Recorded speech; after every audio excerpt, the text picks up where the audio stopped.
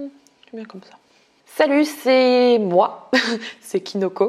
Je vous retrouve pour une vidéo un peu blabla, mais j'avais besoin de la faire en fait, je pense aujourd'hui, parce que ça fait depuis le mois d'octobre 2016 que j'ai publié une vidéo qui s'intitule « Je suis grosse » et je me souviens vous avoir dit dans cette vidéo que je vous invite à aller voir pour mieux comprendre celle-ci aujourd'hui, que je vous ferai un bilan et que le jour où j'avais sorti cette vidéo, je suis grosse, j'avais décidé de changer. Je savais pas exactement ce que ça impliquait, mais je fais donc cette vidéo en février 2018, donc plus d'un an et quelques après la première, pour vous dire du coup dans cette vidéo, comme l'annonce le titre, que j'étais grosse mais que j'allais beaucoup mieux. Cette vidéo, ça va être un peu un regroupement où on va dire tous les avancées que j'ai pu avoir, que ce soit psychologique, mentale ou physique, et peut-être aussi vous parler un peu de ce qui se passe en ce moment dans ma vie et ce que je suis en train de faire pour avancer par rapport à cette problématique, parce que pour moi ça a été longtemps une problématique, et voilà, vous parlez tout simplement. Pourquoi du coup aujourd'hui je vous tourne cette vidéo? Tout simplement parce que il y a 2 semaines de ça, je suis retournée voir une gynécologue.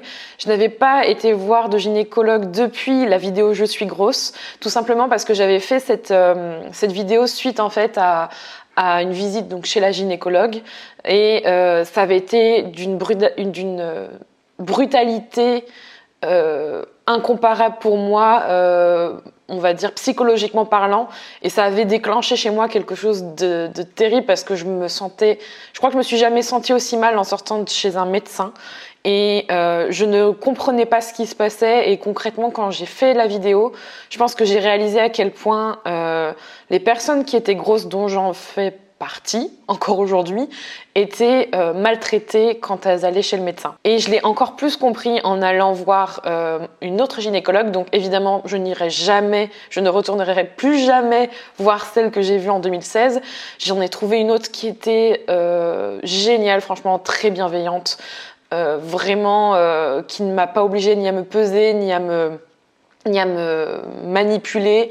Elle a été très à l'écoute, très dans la bienveillance en fait, qui partageait mon point de vue sur le fait que quand on est gros, c'est aussi valable pour l'autre sens, mais aujourd'hui je parlais que du fait d'être gros, hein, pardonnez-moi, je me sens plus concernée. Elle partageait mon point de vue en disant qu'il y avait justement une non-bienveillance et un jugement des personnes grosses on va dire dans le cercle médical, et que c'était un vrai fléau. Enfin, pour moi, c'est un vrai fléau. Cette grossophobie ambiante dans le corps médical est pour moi insupportable, et en fait, je l'avais vécu en 2016, et j'ai mis longtemps à m'en remettre, parce que je pense que ça a été tellement dur pour moi de me retrouver face à quelqu'un qui était dans le jugement et qui pensait mieux me connaître, savoir ce que je devais faire, ce qu'il fallait faire, alors que en fait je pense, et en reparlant avec celle que j'ai aujourd'hui, je pense qu'elle projetait en fait ses avis personnels, et pas du tout, elle n'était pas du tout dans l'écoute. Et quand on est dans une situation de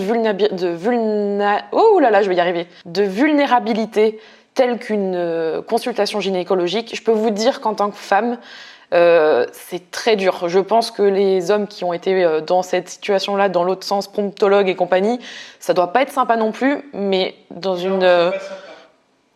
Rémi en atteste.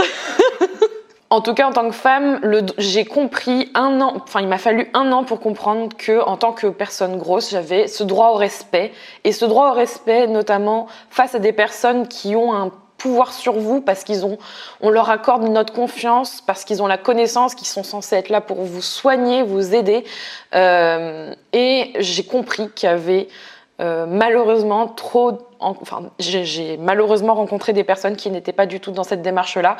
J'ai rencontré 1 an après des personnes qui étaient tout le contraire, et qui sont tout aussi atterrées par ce genre de comportement. Et notamment, j'ai compris que l'IMC n'était pas...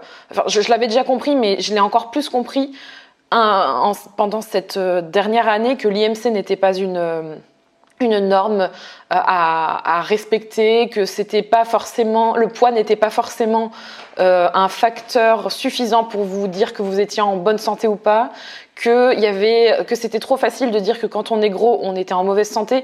Il y a beaucoup de choses dans notre société qui font qu'on se base trop facilement sur le physique pour vous juger.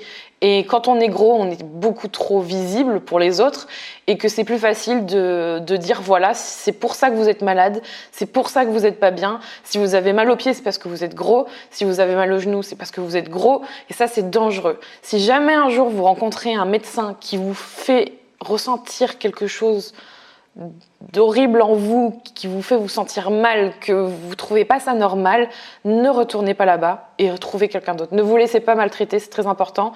Mais comme moi, voilà, peut-être que vous avez traversé cette étape-là où vous le vivez trop encore. Il faut savoir justement se détacher des gens toxiques. Je vous invite à aller voir le podcast que j'ai fait par rapport à ça, à l'écouter parce que clairement, c'est aussi une chose que j'ai faite en 2017, c'est de me séparer au maximum des personnes toxiques en commençant avec tout le corps médical qui pouvait me saouler, que ce soit des médecins généralistes ou même... pour moi, la gynécologue, ça a été un peu le déclencheur en me disant plus jamais je me laisserai juger ou on me dira quoi faire alors que je sais que ce n'est pas ce qu'il me faut pour moi. Je dis pas ça dans le déni que je sais mieux que vous parce que voilà, je me connais, même si vous avez fait des études et tout, je vous écoute pas, non. Parce que justement, en se libérant de ce côté toxique-là, je me suis ouverte en fait à d'autres alternatives et j'ai eu l'impression en fait de vivre la même chose que quand j'ai trouvé le stérilet en contraception pour moi. En fait, je me suis trouvée toute seule, enfin pas toute seule, je me suis ouverte à trouver d'autres alternatives pour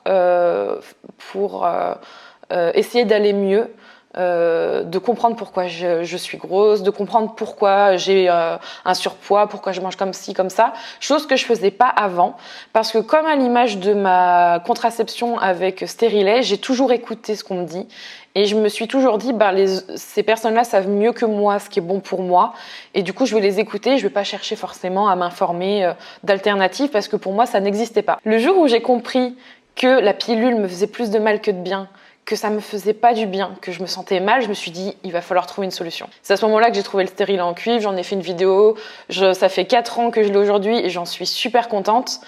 Et pour le poids, c'est pareil. Pendant des années, j'ai écouté des nutritionnistes, des experts, des parents, des personnes qui avaient traversé la même chose que moi et jamais rien ne me convenait et au contraire, je me sentais toujours plus malheureuse. Jusqu'au jour où j'ai compris que ça se passait plus dans la tête que dans l'assiette. Du coup, durant cette dernière année, je me suis beaucoup interrogée, je me suis posé les questions sur mon corps, sur mon ressenti, etc. Et qu'est-ce que je voulais vraiment pour moi? Est-ce que je voulais retourner voir une nutritionniste, voir quelqu'un d'autre pour m'apprendre comment maigrir?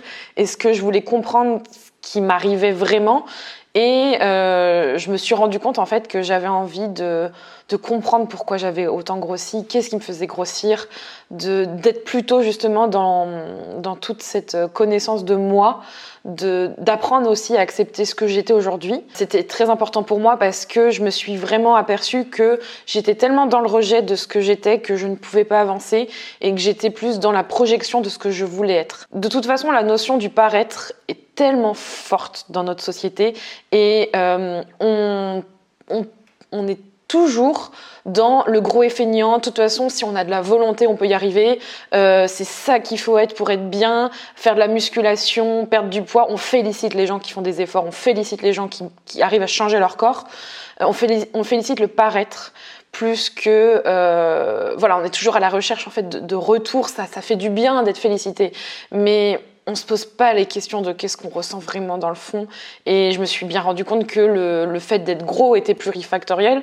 Et c'est pour ça d'ailleurs que maintenant, depuis très récemment, je recommence à m'intéresser à mes émotions, parce que je pense que je mange principalement émotionnellement, qu'il y a quelque chose en moi qui fait que je mange plus, parce que c'est le manger trop, le trop qui en fait finit par vous faire grossir, maigrir, c'est le trop de tout en fait. Et cette envie de manger émotionnelle est assez significatif pour moi. Je me suis mise à lire Zermati, je me suis mise à regarder toutes les informations que l'association Gros pouvait donner, toute cette réflexion sur qu'est-ce que j'ai en moi, qu'est-ce que je pense, qu'est-ce que je ressens, qu'est-ce qui fait que je suis comme ça, pourquoi je ne m'aime pas, pourquoi je me sens pas bien, plutôt que de me focaliser sur une solution rapide, facile à appliquer, qu'on nous inculque tellement sur il faut manger comme ci, comme ça, faut faire tant de fois de sport par jour, comme une formule magique, alors qu'en fait, il n'y a pas de formule magique. C'est pas possible, on nous vend de la poudre aux yeux et on est tellement frustré de pas arriver à quelque chose qu'on culpabilise, c'est un cercle vicieux et je le vivais depuis tellement longtemps que il n'y a que depuis fin 2016 que j'ai compris que ces alternatives ne me convenaient pas et qu'il fallait que je creuse plus profond, même si ça faisait mal, pour comprendre ce qui ferait de moi quelqu'un de plus bienveillant envers moi-même, de mieux dans ma peau et de plus apaisé avec la nourriture surtout. Du coup, l'année passée, j'ai entrepris de mieux comprendre ma faim et en fait, j'ai voulu mener de front trop de choses en même temps et je me suis rendu compte, et c'est aussi valable par rapport à d'autres plans sur ma vie, mais là on parle vraiment du poids, de l'apparence, etc., que je ne pouvais pas tout mener de front en même temps. C'est-à-dire que j'ai voulu comprendre ma faim, comprendre comment j'arriverais à manger, comprendre pourquoi je ne m'aimais pas, comment faire pour m'aimer, plein de choses en même temps qui me demandaient un investissement émotionnel tellement fort qu'à un moment donné, il y a eu quelque chose qui s'est bloqué et que j'ai recommencé à culpabiliser de ne pas être assez forte et de ne pas être assez bonne pour arriver à faire tout à la fois. Donc du coup, je crois que vers mi-2017, je me suis vraiment focalisée sur apprendre à accepter le corps que j'avais, apprendre à faire des choses que j'aime envers moi, c'est-à-dire ne pas être dans le jugement, ne pas me regarder avec un jugement, me regarder avec un détachement, mais dans la bienveillance et dans le fait que je méritais d'être comme ça, que ce n'était pas mal, que être gros c'est pas bien quoi. C'est justement se détacher en fait de ces images qu'on nous inculque à longueur de temps et qu'on s'inculque aussi. Parce qu'on assimile tellement le fait qu'être gros c'est pas bien qu'au bout d'un moment on décroche et on se dit que le fait de s'aimer comme on est, il y a un problème alors que c'est faux. Du coup, 1 an pour faire ça, enfin on va dire 8 mois pour faire ce travail d'apprentissage de l'amour de soi, ça a été bénéfique pour moi parce qu'aujourd'hui, début 2018, je sais que je peux repartir sur des bases saines vis-à-vis de moi-même par rapport à la nourriture. Maintenant, j'apprends plus à revenir justement sur le jeu de la faim, c'est-à-dire comprendre quand j'ai faim vraiment et quand j'ai une faim émotionnelle. Et je sais que si je mange émotionnellement, je vais moins en tout cas être dans le regret et être dans la flagellation avec moi-même, parce que je me dis pas à chaque bouchée je vais prendre 1 kilo, à chaque bouchée je vais prendre du poids. C'est moins comme ça. Et surtout en 2017, je me suis aussi détachée du regard des gens et du regard que j'avais sur moi-même par rapport aux vêtements. Et je pense que c'est très important et je voudrais absolument vous parler de ça parce que je me suis rendu compte que essayer des vêtements et essayer des choses que j'avais chez moi, c'était très dur parce qu'il y a des trucs dans lesquels je me sentais pas à l'aise ou je ne rentrais plus dedans, que je mettais parce que je vivais une nostalgie d'un corps passé et que je me blessais, je me faisais du mal en portant des vêtements qui n'étaient plus faits pour moi ou qui n'étaient pas faits pour moi. J'ai appris à me détacher justement de ces sigles 44-46, ça pourrait être plus, mais moi c'est plus 46 en ce moment, et à me dire voilà, je fais du 46. Donc, je vais porter du 46. Je vais aller chercher des trucs dans lesquels je passe mes fesses et dans lesquels j'ai pas l'impression que ma poitrine est tellement compressée que ça va être l'horreur. Donc, il y a vraiment eu un travail là-dessus.